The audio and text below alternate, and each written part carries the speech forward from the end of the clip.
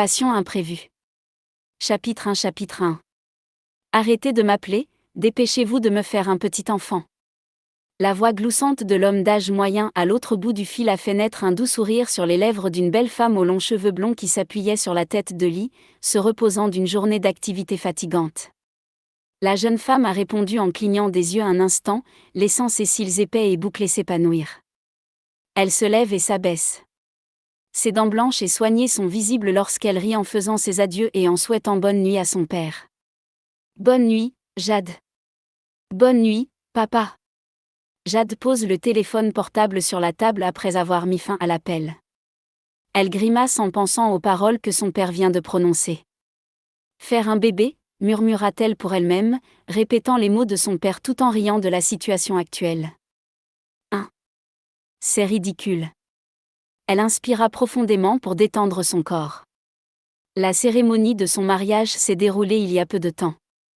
Bien sûr, il n'y a rien de mal à ce que son père s'attende à quelque chose comme ça.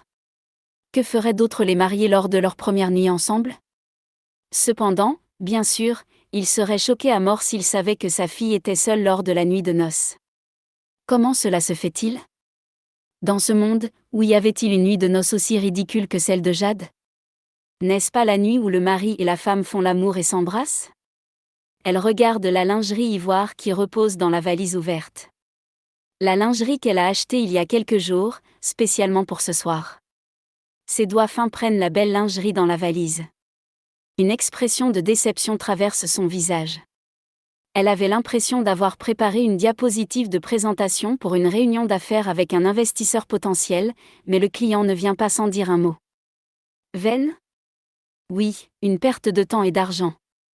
Elle pousse un long soupir et jette la lingerie transparente en dentelle dans la valise. Elle avait l'air très ennuyée et très déçue du traitement de son mari, qui pouvait être considéré comme du harcèlement. Jade espère que ce soir, elle pourra vivre la nuit de noces parfaite qu'elle a imaginée. Elle voulait dire adieu à sa virginité après quelques années de célibat parce que son père ne lui permettait pas d'avoir des relations sexuelles extra-conjugales. Comme d'autres jeunes gens, Jade était curieuse de savoir ce que c'était que d'être une vraie femme. Pourquoi ses amis aimaient-elles tant cela et n'hésitaient pas à le faire avec un amant ou même un inconnu rencontré dans une boîte de nuit ? Après cela, elles parlaient de leurs expériences et racontaient la chance ou la malchance qu'elles avaient eue en passant la nuit avec leur nouveau rendez-vous. Devinez quoi ? Comment sa jeune âme curieuse ne pourrait-elle pas être tentée de faire de même ? Cependant, les fortes rênes de la jeune fille ne lui ont pas permis d'échapper à tout contrôle. Elle a finalement décidé de rester patiente jusqu'à ce qu'elle se marie et ait un partenaire légal, comme le voulaient ses parents. Au lieu de se préoccuper de choses sans importance, Jade a choisi de travailler. Assise seule dans une chambre d'hôtel, devant un ordinateur portable avec une pile de travail, accompagnée d'une tasse de café noir, pour être plus précis, une demi-tasse, car l'autre moitié était déjà dans son estomac. Après avoir recoiffé sa longue queue de cheval, Jade réexamine le plan budgétaire pour l'ouverture de sa pâtisserie et de son café, envoyé par Rose, son assistante. Ses yeux se sont rétrécis en passant en revue les coups de marketing qui semblaient moins efficaces. Elle opterait peut-être pour le marketing en ligne via les médias sociaux et le système de parrainage par des personnes influentes afin de ne pas dépasser son budget. Environ 2 heures plus tard, le travail fatigant est terminé. Après avoir envoyé un courriel à Rose, elle éteint l'ordinateur portable et boit une gorgée du café restant dans la tasse. Elle prit ensuite une brosse et du dentifrice et se dirigea vers la salle de bain pour faire sa toilette nocturne. Après avoir enfilé un pyjama confortable en satin, elle s'est allongée sur le grand lit double, qui était moelleux et semblait trop large pour une seule personne. Pauvre Jade. Où est passé son mari ? Qui sait ? Une fois dans la chambre d'hôtel, son mari l'a immédiatement quittée sans même lui dire au revoir. Cependant, Jade n'a pas voulu chercher son mari car, pour être honnête, elle ne savait pas où son mari avait l'habitude d'aller, ne connaissait pas ses amis, ne connaissait pas son numéro de téléphone portable, et en plus, elle ne se souvenait pas du visage de son mari. Raphaël. Le seul enfant d'Hugo Dupont, un ami milliardaire de son père. Le seul héritier de l'entreprise Dupont. C'est tout ce qu'elle sait de son mari. Ce n'est pas qu'elle s'en moque, mais elle n'a pas eu le temps de le connaître. Ce mariage a été planifié si soudainement. Pendant ce temps, elle avait été très occupée ces dernières semaines par des recherches sur la boulangerie qu'elle créait. Il y a 2 mois, une semaine après la remise des diplômes à Jade, son père lui a annoncé qu'elle allait épouser Raphaël. Désolé pour le court délai, compte tenu de l'état de Alice, la femme d'Hugo, qui est actuellement malade. Alice veut voir son unique enfant se marier le plus tôt possible, explique son père, espérant que sa fille comprendra la situation. Cependant, il était conscient qu'un mariage arrangé soudain était quelque chose de contre nature. C'était quelque chose qu'on ne pouvait pas expliquer en disant « désolé pour le délai ». J'ai promis à Hugo que nous serions beaux-parents lorsque nous aurions un fils et une fille, a déclaré son père en mangeant son dîner. Mais, tu ne penses pas que tu devrais prendre en compte mon opinion, objecta-t-elle encore, bien qu'elle ne soit jamais tombée profondément amoureuse de quelqu'un. Oui, si tu as un petit ami, tu n'as qu'à rompre avec lui, non ? Répond son père en riant. Il connaissait le caractère unique de sa fille unique. Elle ne croyait pas en l'amour et ne s'intéressait qu'aux affaires. Pour l'heure, elle n'avait esquivé sa demande que pour tester l'importance qu'il accordait à cette question. Et j'investirai certainement $100 000 dans votre boulangerie. Sérieusement ? $100 000 ? Jade hurle de joie. Elle ne croyait pas ce que son père disait en ce moment.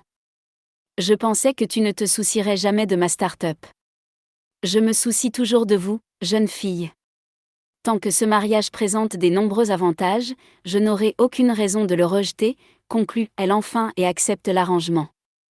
D'accord, je partirai pour Barcelone demain matin. Assurez-vous de transférer l'argent sur mon compte bancaire avant le mariage. Ok, papa s'occupera de tout pour toi.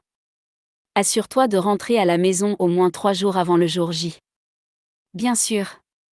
Eh bien, pourquoi devrait-elle argumenter ? Après tout, son père lui a toujours donné les meilleurs vêtements, les meilleurs jouets, la meilleure nourriture et la meilleure école. Du moins, c'est ce qui était censé se passer. Astérisque astérisque astérisque. La sonnerie d'alarme d'un téléphone portable a réveillé Jade. Il est déjà 7 heures du matin. Elle a immédiatement fait sa routine matinale.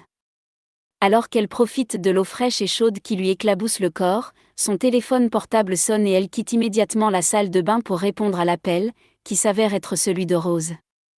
Son assistante lui a dit que la réunion avec l'un des investisseurs avait été reportée. D'accord, alors demain à 8 heures, d'accord. Merci, dit Jade en inscrivant la date et l'heure sur l'agenda. Elle venait de raccrocher l'appel quand soudain un cri retentit à la porte. Ah ah, cria un homme aux cheveux bruns sous le choc. Quelques instants plus tard, il ferma maladroitement ses yeux émeraudes et tourna le dos. C'est alors que Jade comprit pourquoi il criait. Elle se tenait complètement nue à côté du lit. Aïe, aïe. Désolé. Astérisque astérisque astérisque. Tu n'as pas honte ? Comment as-tu pu faire une chose pareille devant un étranger ? Raphaël, le mari de Jade, la gronde. Son visage est rouge comme une tomate. Soit par honte, soit par colère. Il ne regardait rien d'autre que sa femme, bien que son beau corps soit soigneusement enveloppé dans un peignoir blanc de l'hôtel. Désolé, je croyais qu'il n'y avait personne dans cette pièce. Et, vous êtes mon mari, pas un étranger, dit Jade d'un ton plat tout en se séchant les cheveux avec une serviette sèche. De plus, si tu étais vraiment gêné ou même en colère avec moi, tu aurais dû fermer les yeux au lieu de regarder mon beau corps pendant quelques minutes, ajouta-t-elle avec un sourire en coin. Le regard de Raphaël qui s'était détourné de sa femme se tourna à nouveau vers elle, essayant de se défendre. Sa bouche s'ouvrit pour dire quelque chose, mais il n'y parvint pas. Se sentant coupable de la réaction adorable de son mari, Jade tente de l'apaiser, ne sois pas timide. Il est naturel d'aimer une belle femme nue et sexy. Ça suffit. Raphaël s'emporte, coupant court à ses paroles. À présent, son visage est complètement rouge. Elle sait que son mari est contrarié. Consciente de la situation inamicale, elle a eu la gentillesse d'aller lui chercher une bouteille d'eau minérale dans le minibar et de la lui tendre. Il l'a prise avec plaisir et en a immédiatement bu la moitié. Ensuite, elle lui a posé une question peu importante. Pourquoi es-tu revenu ? Je pensais que tu étais parti pour de bon. Au début, Jade voulait demander où était son mari la nuit dernière, mais elle ne l'a pas fait parce qu'elle était sûre qu'il ne répondrait jamais honnêtement. Si ce n'était pas un secret, il en parlerait, non? Tu as laissé quelque chose derrière toi? Raphaël secoue la tête, je voulais juste passer te prendre. Nous rentrons à la maison aujourd'hui. Fais tes valises au plus vite. C'est ainsi que les choses se sont passées. Aujourd'hui, Jade est rentrée chez Raphaël, chez son mari, et non plus chez son père. Elle est devenue Jade Dupont, et non plus Jade Lemaire. Eh bien, n'importe où, c'est bien. Tant que je peux bien travailler, se dit-elle. Après tout, elle sait qu'une femme doit vivre sous le même toit que son mari, immédiatement après la cérémonie de mariage. Tout en conduisant vers la maison, Jade étudie le visage de son mari en silence. Elle avait envie de le taquiner, car elle savait qu'il lui jetait aussi des coups d'œil à plusieurs reprises. Lorsque leurs yeux se rencontrent par hasard, son visage devient complètement rouge. Jade a gloussé, puis a demandé, « Eh mère Dupont, êtes-vous vierge ?